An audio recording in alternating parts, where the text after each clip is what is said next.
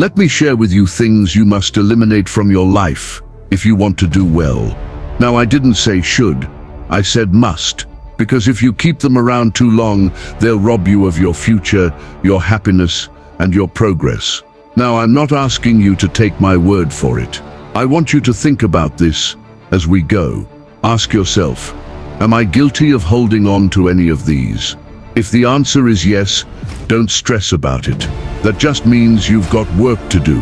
Hey, if you're into real down-to-earth money talks and mindset shifts that actually teach you something, go ahead and hit the like button, subscribe to the channel and turn on the notification bell. I drop gems like this every single day to help you think bigger, plan smarter, and build a life that truly works. Now let's move on. Point 1. Anger. Now, I don't mean the kind of anger where you spill coffee on your shirt and say, "Oh man, not again." I mean the kind that sits in your chest like a furnace, ready to blow at the smallest spark. Ever notice how anger always promises you relief, but leaves you with regret? It's like punching a wall, your hand hurts, and the wall looks the same. A wise old saying goes, "A man who cannot control his temper is like a city with broken walls." What does that mean? It means your defenses are gone. Anybody can get in. Anybody can throw you off. Now, I used to struggle with this myself. Somebody would cut me off in traffic, and I'd spend the next 30 minutes planning their punishment in my mind. I'd think, if I catch up to that guy, but you know what? He was long gone. He was at Starbucks, sipping his latte, and there I was, late to my appointment, stressed out, and with my blood pressure through the roof. So here's the question, why give somebody else that much control over your day? My mentor told me, "Jim, you've got to learn to let minor things stay minor. If you blow up at every small thing, life becomes an endless emergency. And who wants to live in emergency mode every day?" Anger doesn't make you strong, it makes you weak. The strong person is the one who has the courage to pause, breathe, and decide to fight or not. Most of the time, it isn't. Now take a pause and examine yourself if you're faulty. Think about all the times anger has made you do something or take an action that you begin to regret later. Then ask yourself, is it worth it? Point 2. Vengeance. Now, anger's first cousin is vengeance. If anger says, "I don't like you," vengeance says, "I'll get you back." But let me tell you something, vengeance is an expensive hobby. You can spend your whole life keeping score, and guess what? You'll still lose. Why? Because life wasn't meant to be a courtroom where you're the judge, jury, and executioner. Here's what I've noticed. Successful people let things go, not because they're weak, but because they've got better things to do. They're too busy building their business, raising their kids, enjoying their health, creating a legacy. They don't have time to keep chasing every slight or insult. It's like this. Imagine trying to climb a mountain with a backpack full of rocks. Each grudge, each plan for revenge, that's another rock. How far do you think you'll get? My guess, not very far. So ask yourself, what am I carrying that I should have dropped a long time ago? Point 3. Flippancy. Now here's one that may sting a little, talking too much. Some people have what I call verbal diarrhea. They just can't stop.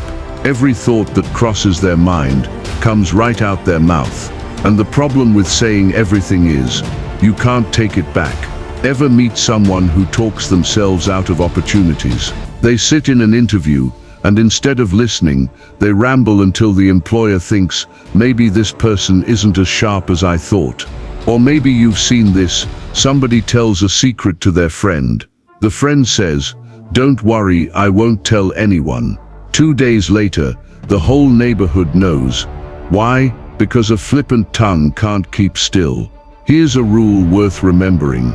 Better to remain silent and be thought-wise than to open your mouth and prove otherwise. Type it in the comments section and personalize it.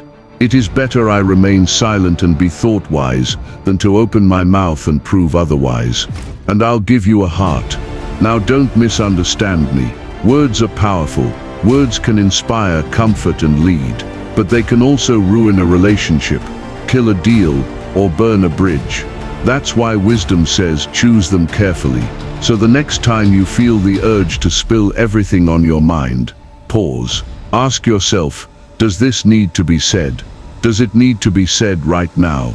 And does it need to be said by me? You'll save yourself a whole lot of trouble and regrets.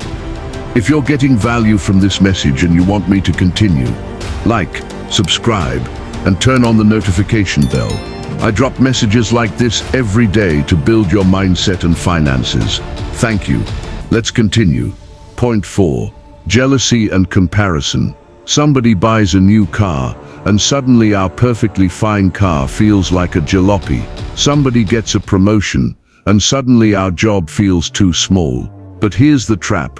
Comparison is endless. You buy a $40,000 car, somebody else pulls up with a $60,000 car. You get a nice house, somebody else has a bigger one with a pool. You finally feel fit, and someone walks in with six-pack abs at age 55. Here's the truth. There will always be people ahead of you in one area or another. If you tie your happiness to other people's progress, you'll never win. Instead, use comparison as fuel, not poison. Look at someone doing better and ask, what can I learn from them? Instead of being jealous, be inspired. Instead of saying, why them? Say, if it's possible for them, it's possible for me. Because here's the reality. Success isn't about beating others, it's about becoming the best version of yourself. Now I know America runs on competition. We like the Olympics, we like the Super Bowl, we like seeing who comes out on top, and competition can be healthy if it pushes you to become the best version of yourself. But when competition turns into envy, when you start trying to keep up with the Joneses, oh boy, you're in trouble. Have you noticed? Somebody buys a bigger house than you. Suddenly your house feels too small. Somebody gets a brand new SUV, and now your perfectly good car feels outdated. Somebody's kid makes an honor roll, and now you're looking at your own kid sideways. But here's the truth. Comparison steals your joy. The only person you should really compare yourself with is the person you were yesterday. Ask yourself, am I wiser than I was last year? Am I stronger than I was last year? Am I more disciplined than I was last year? If the answer is yes, you're winning. That's the race you should be running. Point 5. Restlessness.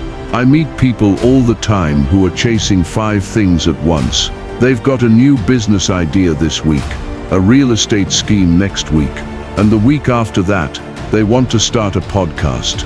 They're busy, busy, busy. But here's the problem. Busy doesn't always mean productive. One of my mentors taught me early, Jim, you don't have to do everything at once. You just have to do the right thing at the right time. Think about it. If you plant 10 seeds and run around watering each one halfway, you'll end up with 10 dead plants. But if you water one, consistently, carefully, you'll have a tree, and a tree gives you fruit, and shade, and maybe even more seeds. So here's the question. What are you watering right now? Do you have a focus, or you're just loitering about different occupations? Take a pause and give yourself an answer. Analyze and reason where you're getting it wrong. Point 6. Excitability. Have you ever met someone who gets just a little money in their pocket and suddenly they're making promises they can't keep? They're running around throwing parties, buying gadgets, acting like they've made it big. It's like giving a teenager a credit card. It's fun until the bill shows up. And this isn't just about money. Some people are so easily excited by relationships, by opportunities, by applause, by attention. They get carried away. And when you get carried away, you usually end up carried somewhere you don't want to be. That's why it pays to stay calm. The winners in life, the people who really build something lasting, they're calm, strategic, and thoughtful. Even nature teaches us this. The lion doesn't run around chasing every little movement in the jungle. No, he sits, he waits, he observes. And when the time is right, he strikes. Calmness is power. So here's another question for you. Are you calm enough to win? Point 7. Complaining. I once said, don't wish it were easier, wish you were better. And let me add, don't complain about what you permit. Complainers never seem to improve their situation. They complain about the government, but they don't vote. They complain about their boss, but they never build new skills. They complain about the weather, as if Mother Nature is sitting around waiting to hear their grievances. Complaining is like rocking in a rocking chair. It gives you something to do, but it doesn't get you anywhere. Instead of complaining, why not get curious? Ask yourself, what can I learn from this? How can I grow from this? Because the truth is, the wilderness seasons of life, the hard times, the dry times, the lonely times, they're not there to break you, they're there to shape you. Finally, here's my challenge for you. Stop comparing, run your race. Stop being restless. Focus on one thing long enough to see it bear fruit.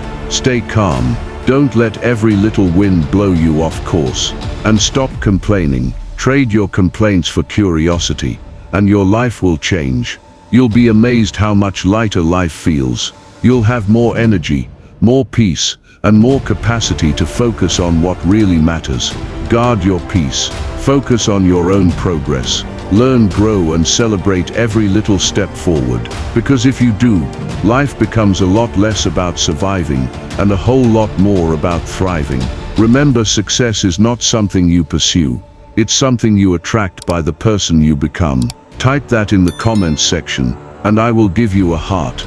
Success is not something you pursue. It's something you attract by the person you become. If this video brought you value or stirred something in you, give it a like, subscribe, and share it with someone who needs to hear this. Videos like this take weeks of research, writing, and care to create. Don't just watch and go away. Drop your thoughts in the comments section. I'd love to hear what stuck with you the most. I'll see you on the next one.